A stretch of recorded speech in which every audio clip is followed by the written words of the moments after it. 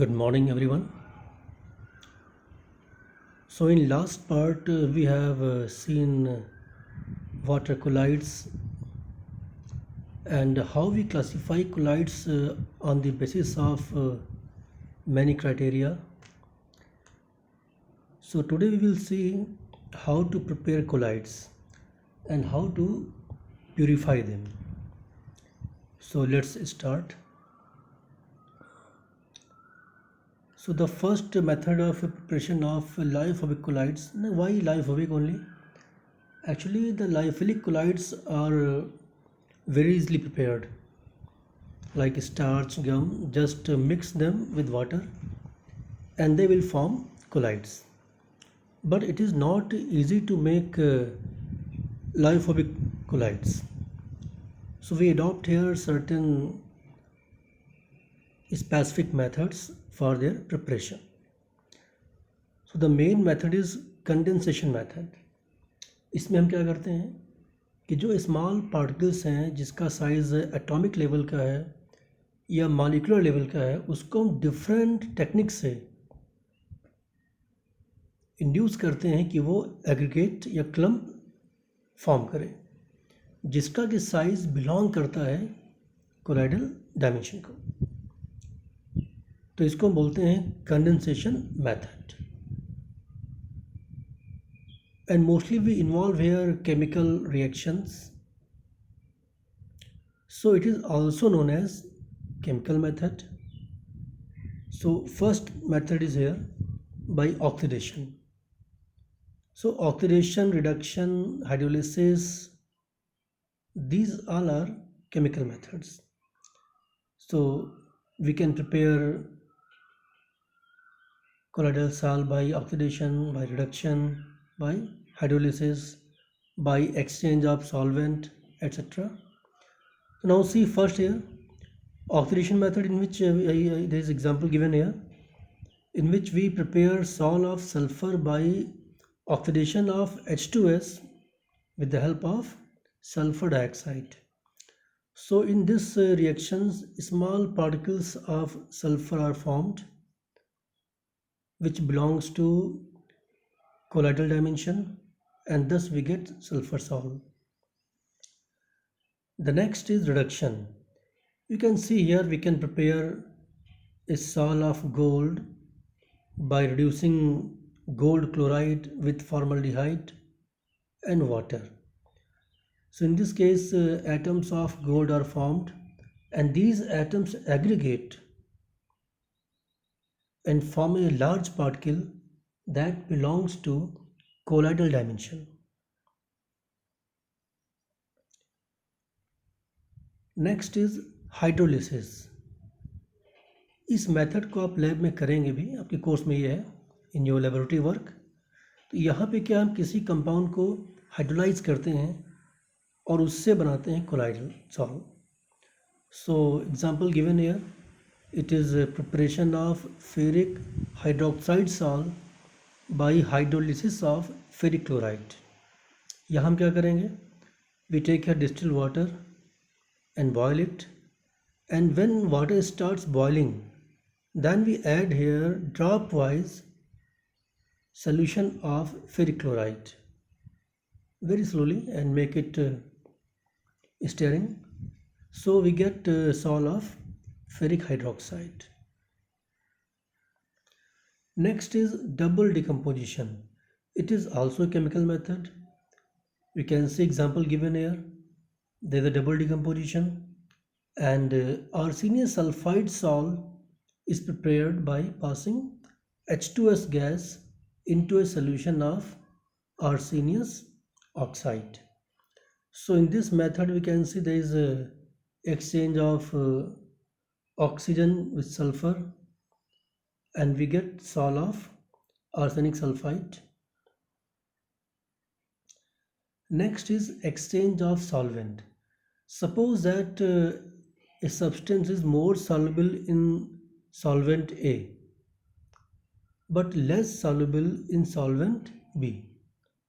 So if we add solvent B into solution of substance in solvent A, Then due to change of solvent,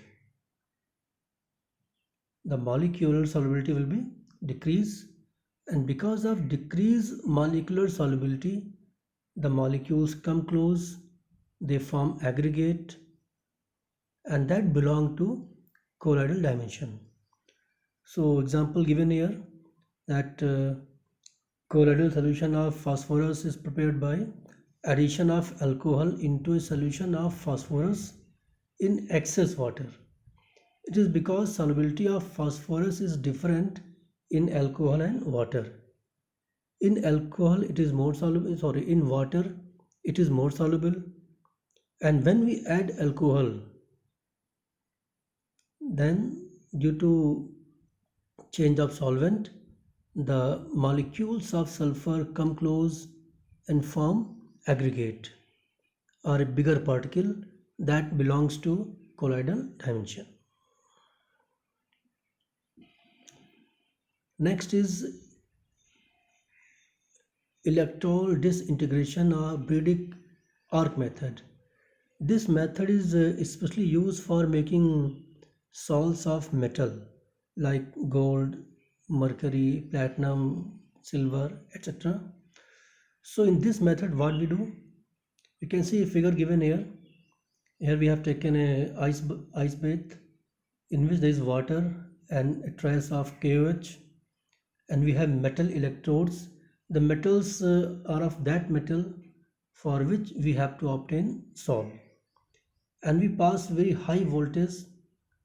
Then when they are touched, discharge takes place, and in discharge the metal atoms get vaporized from their solid surface, but due to very cold atmosphere in the surrounding, these atoms in the vapor state aggregate, and they form a particle that belongs to colloidal dimension.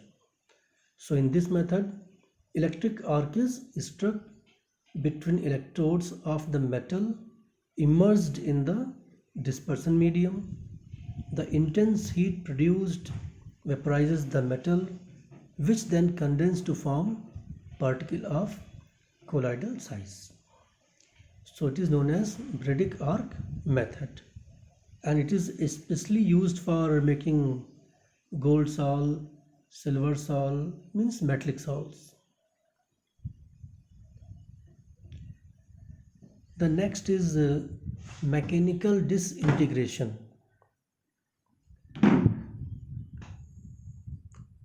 In this method, we finally divide the particles of substance into the mechanical mills so that the particle of colloidal dimensions are produced.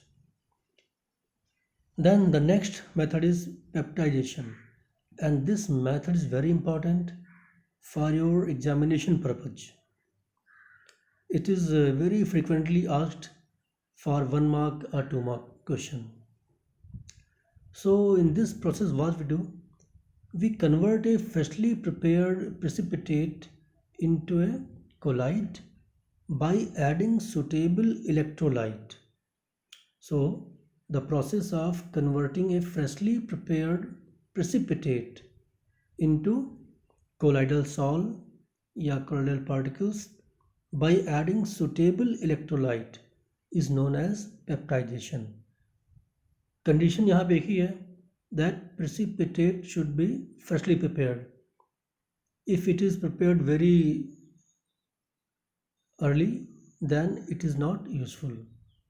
So actually what happens here, see for example, first if we have to prepare a salt of ferric hydroxide, then we take freshly prepared precipitate of ferric hydroxide and add here ferric chloride electrolyte, and we get salt of ferric hydroxide. Actually what happens here, during peptidation large sized particles are formed, but these particles attract each other and they get settled down. But when we add here some suitable electrolyte, then the precipitate adsorb ions from the electrolyte and develop a charge, either positive or negative. And when particles develop same charges on the surface, then they repel each other and ultimately break up into smaller particles that belongs to colloidal size. So it is a very important method. Then we come to purification of colloids.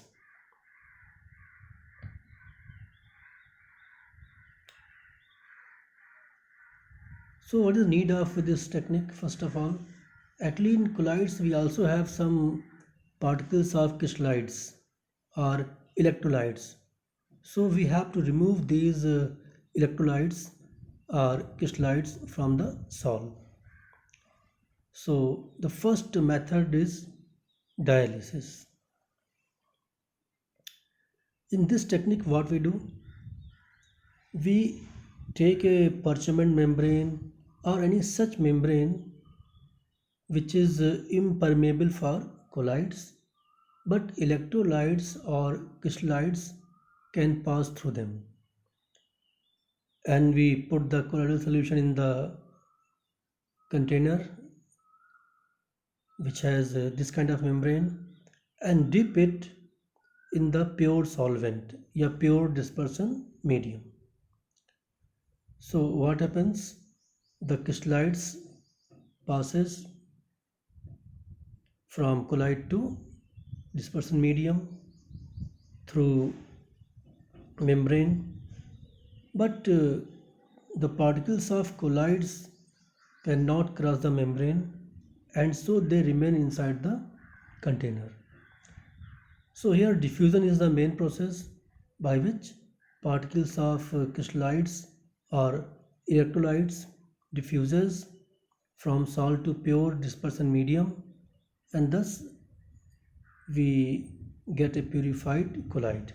But it is a very slow process, and if we want to enhance the speed of this process, then we do electrodialysis, in which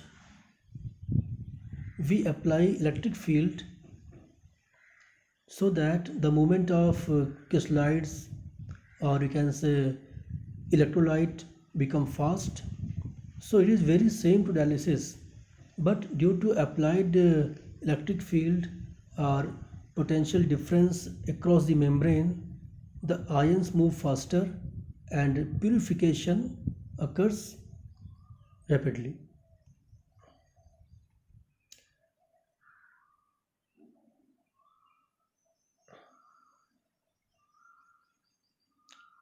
You can see figure given here. We have applied here electric field across the membrane. At one end we have anode, positive charge. At one end we have negative plate. So the movement of ions takes place very fast and analysis occurs rapidly. Next is ultrafiltration. In this process, colloidal particles are separated by the process of filtration through a filter paper, but it is not a simple filter paper. We block the large pores of filter paper by dipping it into gelatin or some other collodion like starch, so that the large pores are blocked but only small pores are left behind, and from these small pores electrolytes can pass through. You can see figure given here. There is a ultra filter membrane. At one side we have pure solvent or pure dispersion medium. On the other side we have colloidal solution, and we apply pressure. So against this pressure gradient, the particles of crystalloids diffuses in the pure dispersion medium, and thus colloid get purified.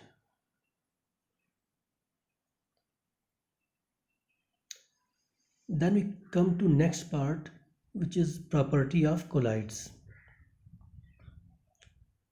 The first and very important property is Tyndall effect, or its optical property. So it is very common phenomena. If you go in a dark room and light a torch, then we can see the path of torch. It is due to scattering of light by dust particles. So same phenomena is observed in colloidal solution. If we pass a beam of light at right angles to a line of view through a solution, the solution appears to be luminescent, and due to scattering of light, path become visible. This effect is known as Tyndall effect. But remember here that true solution will not show path of light. Only colloids or suspension can show path of light, because the particles of colloids and suspension are enough large to scatter light. But in case of true solutions, the solute particles are not enough large to scatter light. So if we pass light through solution, the path remains invisible. But if we pass light through sol or through suspension, then the path become visible. So it is known as Tyndall effect, and it is quite strong in lyophobic salts, while in lyophilic salts it is quite weak. And this effect has many applications. You can see sky is blue because of scattering of light, and the frequency, yeah, you can say the color which has highest frequency or lowest wavelength will be scattered highest. The next property is Brownian movement. So the particles of colloidal sol, either dispersion medium and dispersed phase, both are under motion, and this motion is zigzag type.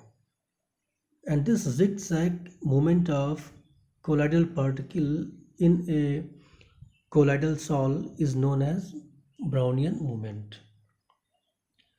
And why it occurs? Because the particles of dispersion medium hit the particles of dispersed phase continuously from all direction.